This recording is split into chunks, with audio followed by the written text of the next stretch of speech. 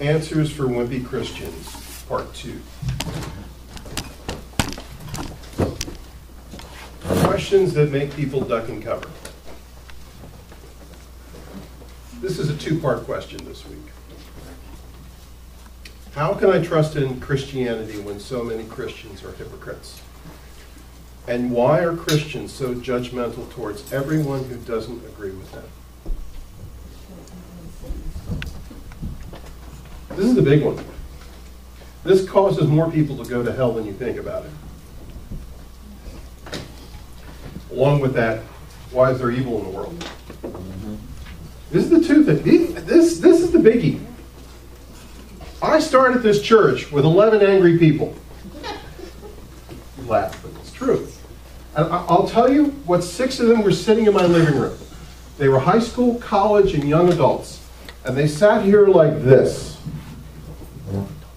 Not cracking a smile, scowling. All graduates of one of our illustrious Christian schools. All saying, I'll delete the words that are inappropriate. Why should I blankety blankety blank still go to church after being experienced to that crap? Posers, fakers, hypocrites. This is why 70% of kids that are raised in church walk away when they go to college. Now, I have pastor friends, I have friends who are Christian leaders who say, chill, have some dip. Stay calm. Don't mess with the old people. Let me tell you something. Jesus never lost his temper with lost people. Jesus never lost it with sinners. He went nuclear with Christians who you should have known better. Never stop me when I go on a tirade. You see,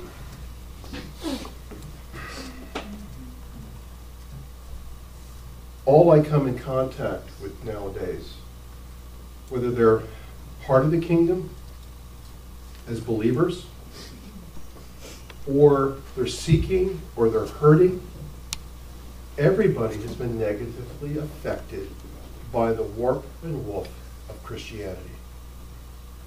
It doesn't help that there's a Baptist church that goes to gay people's funerals or military people's funerals and protest, okay? I did that myself once, but not as you think. Do you remember the movie Last Temptation of Christ with William Dafoe? And it was a really bad representation of who Jesus Christ was. As a matter of fact, Jesus didn't die on the cross. He came down and gave birth to kids, and the movie ends with Jesus having little kids playing on the front porch with him and Mary, living in sin. See, I went to that movie as a patron of the movie. I bought a ticket. I got in line because I wanted to see how people were treated by Christians. I got spat on. Really? I had a guy throw a Diet Coke on me. How'd you know it was diet? Because it hit me in the face. Oh, okay. I had Christians calling me every unbelievable thing in the world because I was buying a ticket to go see a movie. They had their protest signs.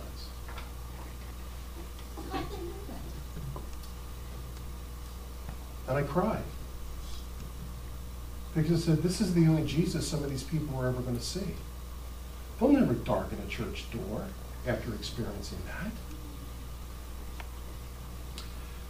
Being called a hypocrite is not a compliment. It's never a compliment. It's usually uttered in complete disgust. The modern language for hypocrisy is claiming to have moral standards or beliefs to which one's own behavior does not conform. The label comes from the Greek word that is a technical term, Harry, you'll like this, for a stage actor.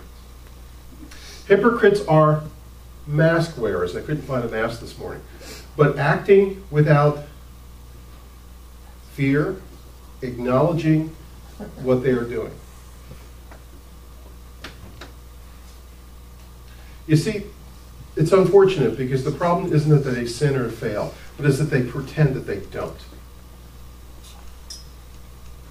I want you to think about this for a second. Talk to any of your friends, family, or people that you know who don't go to church.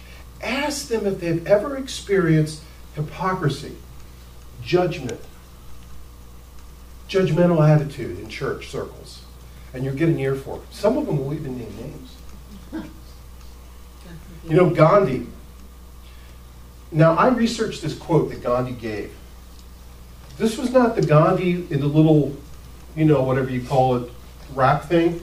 This is Gandhi as a lawyer in his legal suit after he went to jail in South Africa for defending people. Okay? This is Gandhi before he became what he became.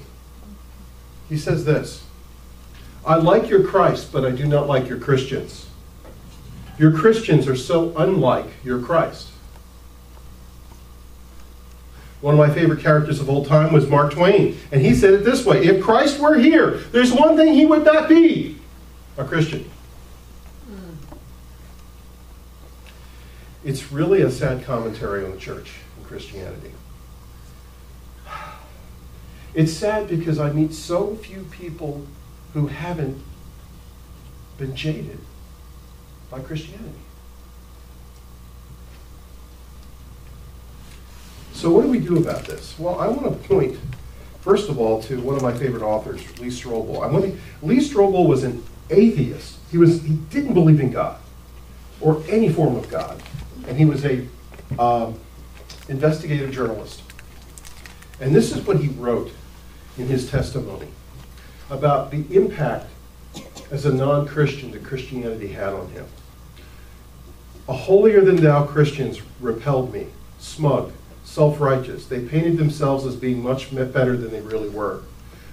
They tarred people like me as being much worse than we really were, as if every social problem in our country stemmed from the fact that everyone didn't agree with them 100%.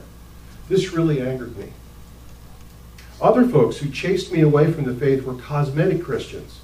They had a deep-skinned spirituality that looked pretty good on the outside, but it didn't penetrate deep enough to change their behaviors or their attitudes. Frankly, I don't think anything repulses people like the hypocrisy of cosmetic Christians. So what do we do with this question? We cower. We run from this. It's like, I don't want confrontation. Can't we all just get along? No, we can't. Damage has been done. One of the rules that I laid out last week, and I'm going to stress this, when people say this stuff, they're saying this because they're hurting. This is not for you to pull out the attack ads. This is not for you to get out your signage. This is where you have to stop and agree with them. Do you realize that? You got to give them some space. They're hurting. You almost want to ask them, what led you to this decision? You know? This is not one of those things that you're going to just give 3 flippant answers. None of these are going to be 3 flippant answers. The average person takes 85 touches, 85 conversations and dialogue before they come to the place of accepting Christ.